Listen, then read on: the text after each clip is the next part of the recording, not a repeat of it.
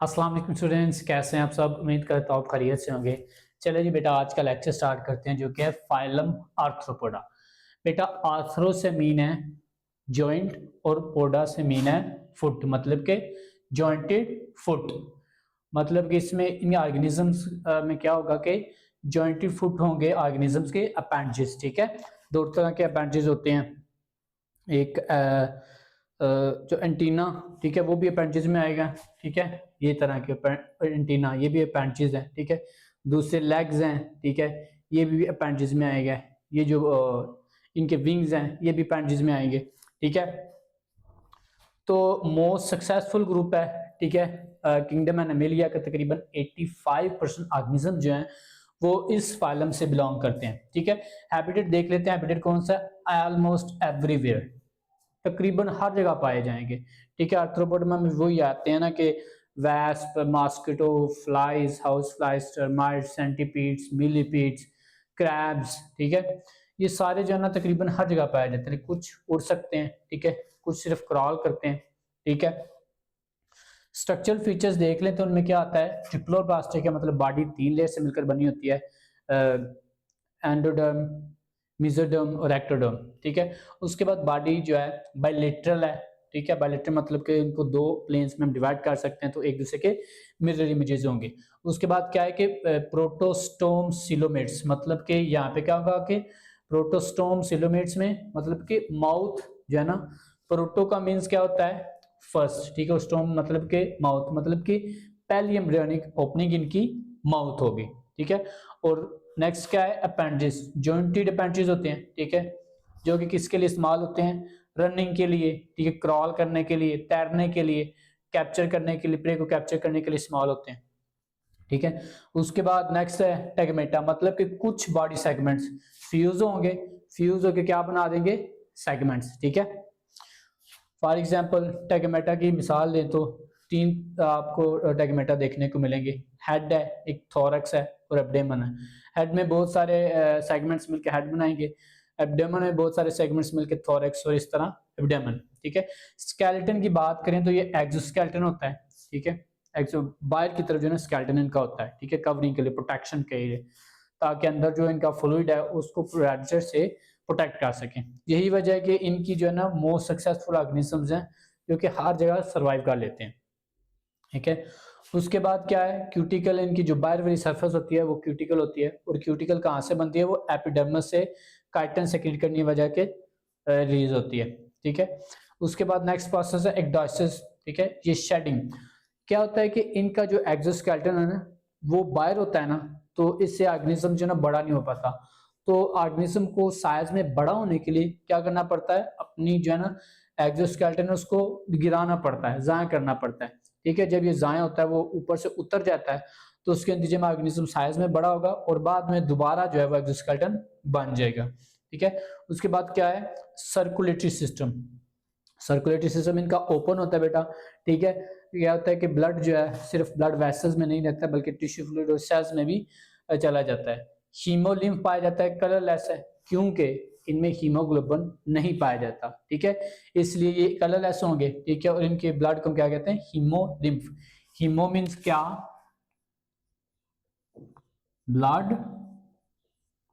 Lymph means fluid, watery fluid कह लें आप।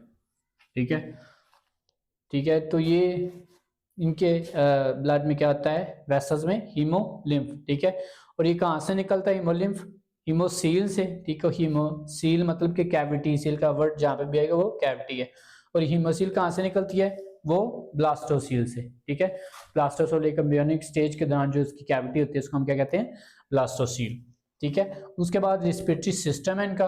रिस्पिरेटरी सिस्टम क्या होता है कि एयर ट्यूब्स होती हैं। ठीक है, एयर ट्यूब्स को हम क्या कहते हैं? ट्रैकिया। ट्रैकिया बॉडी के अंदर पाई जाती हैं। ठीक है, और जब बाहर निकलते हैं थोड़े सुराख होते हैं, उन सुराख को हम क्या कहते हैं? स्पेरिकल्स। अभी यहाँ पे हम डिटेल से इसको देखेंगे, स्पेरिकल्स। ठीक है, उसके बाद क्या होता है कि एक्वाटिक ऑर्गेनिजम्स में ये चीजें तो नहीं होती, लेकिन उनमें क्या होते हैं? गिल्स होते हैं।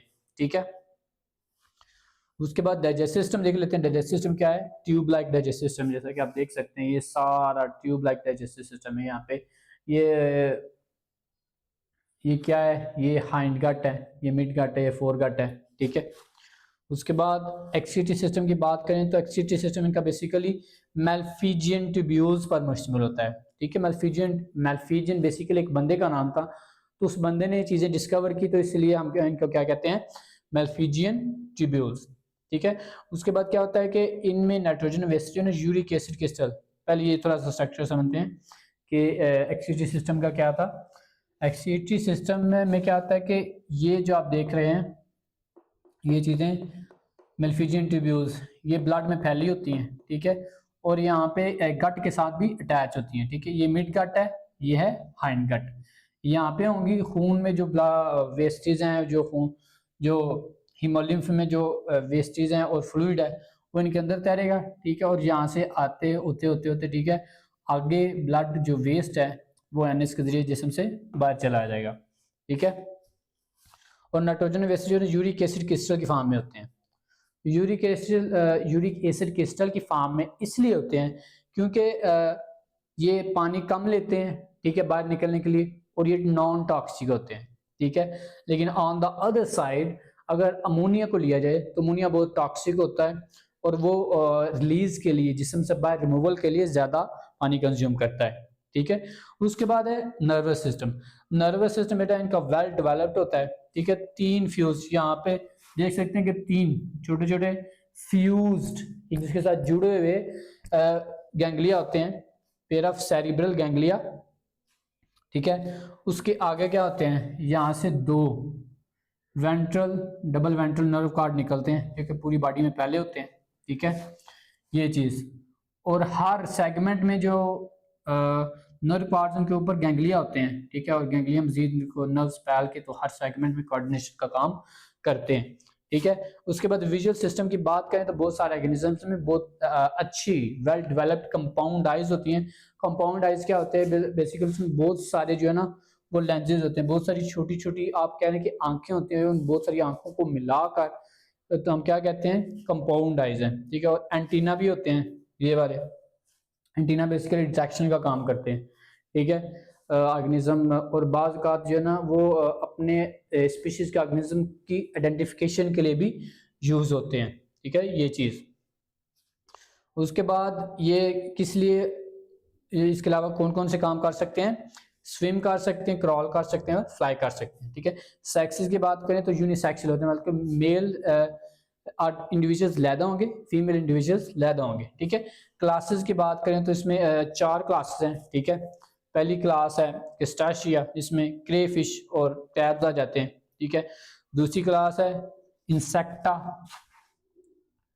यहाँ पे सी आएगा।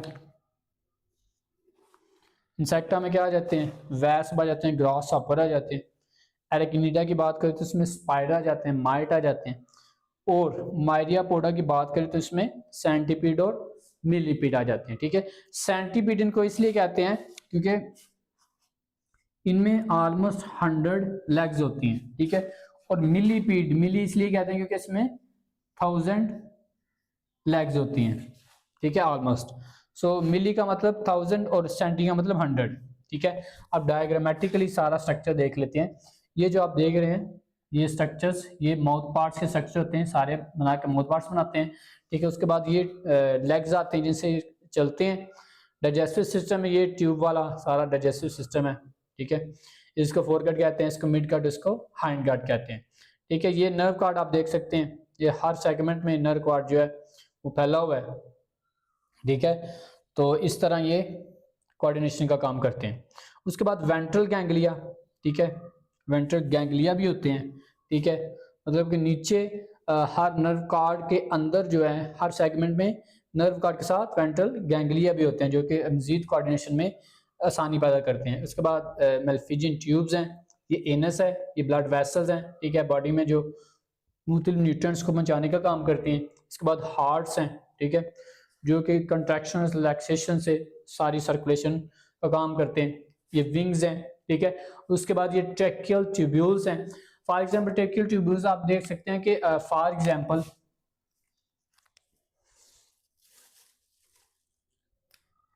ये बॉडी की सरफेस है, यहाँ पे ट्रैकिया है, तो ट्रैकिया के बाद आप जब निकलेंगे तो वहां पे एक सुराख होंगे, उनको क्या कहते हैं? स्पेरिकल्स। ठीक है,